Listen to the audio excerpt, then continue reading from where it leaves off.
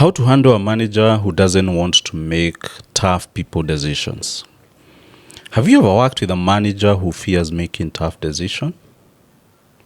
A manager who lets poor performance slide, who protects their people even when they are not delivering? Let me tell you a story. Last year I was consulting for a company in Mombasa, and the CEO was frustrated. For months, results were dropping. Deadlines were being missed. Clients were complaining. But ladies and gentlemen, the real problem wasn't the team. The real problem was one manager. A good person, I must say, but afraid. The manager was afraid to confront employee issues. He was afraid to hold people accountable. And he was afraid to take action when someone was clearly not fit for the job. And because of that fear, ladies and gentlemen, the whole department suffered. The CEO suffered. The entire company culture began to sink. And I remember thinking to myself, in Kenya, we don't always struggle with lack of talent, especially at the top. We struggle with leaders who fear tough people decisions. So one day the CEO finally sat down with me, and you could see the frustration in his face. He said, "Paminas, I don't know how to help a manager who has refused to grow." And I told him something I've learned over 15 years that I've been in consultancy, HR consultancy.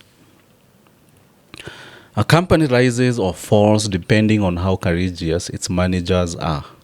And the CEO nodded. And that day we made a decision, not to fire the manager, but to read the manager differently. So I'll share with you the practical steps myself and the CEO took to change the situation. Number one, we set clear expectations. So we told the manager, this year we don't manage by friendship, we manage by standards. Number two, we removed fear through coaching. So we started having weekly meetings, not to talk about reports, but to talk about his fears, his confidence, and how he can be able to acquire the leadership courage. Number three, we held the manager accountable. So we made it clear. If your team continues failing repeatedly, it will not be the team failing. It is your leadership failing. The other thing we did is that we made data the judge. We didn't personalize. We didn't make it personal. So there were no emotions, no excuses. We talked about results, in form of targets, KPIs, and performance behaviors. We also gave support, but equally drew the line. So the manager was trained. He came over here for a leadership training and coaching session. We gave him the tools. We also gave him clarity, in terms of the expectation and where we want the company to be in the next few months. But we also told him, if the standards are still not met, we will act, because the company cannot suffer to protect one person. And ladies and gentlemen, I'm happy to say that something amazing happened. That manager changed. He became firmer with employees. He became respected. The team started performing again. Clients noticed. And I would say that the organization regained its rhythm. Why? Because finally, leadership courage had finally arrived. And so this is the message I have to you who's watching. You could be a CEO, you're a leader, you have someone reporting to you who oversees a team. So you need to hear this clearly. A CEO's biggest blind spot is a weak manager who avoids tough people decisions. It will cost you good employees, it will cost you time, it will cost you money, it will cost you culture. But I'm here to tell you that you can fix it. You just need the right leadership lessons. And so I want to share with you 7 key lessons which you as a leader, as a CEO, as a GM, must master to build a competent management team in 2026. The first lesson is that you should hire managers for courage, not just experience. So a manager who fears conflict kills performance. Courage is a leadership skill. Number 2, you need to teach managers that accountability is important. If you care for your team, the manager needs to hold them to high standards. So low standards are the highest form of disrespect.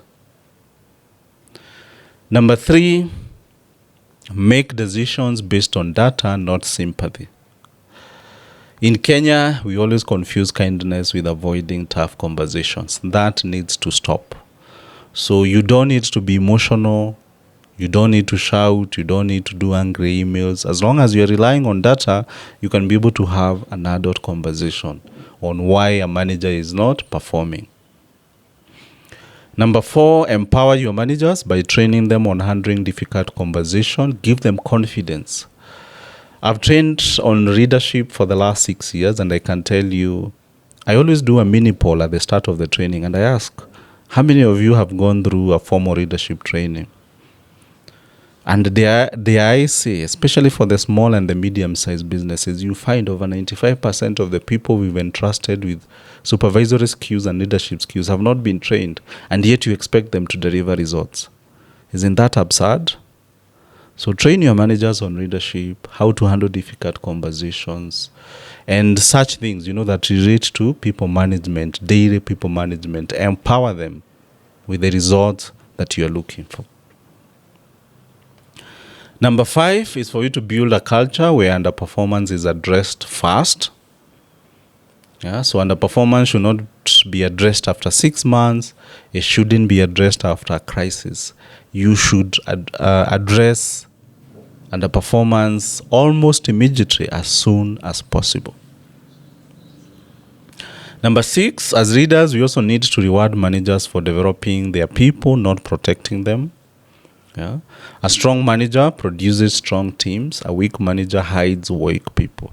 So have an incentive, have a KPI where clearly you can have a discussion after every 3 months. What has this manager done to be able to empower and even grow their team? Now, on to my 7th point. As a CEO, as a decision maker, you should have the courage to replace a manager who refuses to grow. I've come to accept not every manager will rise to the standards that I want, and that's okay. But the company must keep moving. However, that also means that I have to have the courage to replace the manager who's not meeting the expectation. So in closing, if you're a leader watching this today, maybe you're struggling with a manager who avoids tough people decisions. Maybe you're afraid of rocking the boat. I want to remind you, your company is not a social experiment. It's a place for results, growth, and impact. And your people deserve a leader who is bold enough to protect the culture and get you the results that you want. So you need a leader or manager who will say the truth, make the hard calls, and build a team that performs. Because at the end of the day, leadership is not about being liked. It's about being trusted to do what is right. Thank you for watching. I look forward to seeing you next time. And if this spoke to you, please do share with a colleague, and I'll see you next time.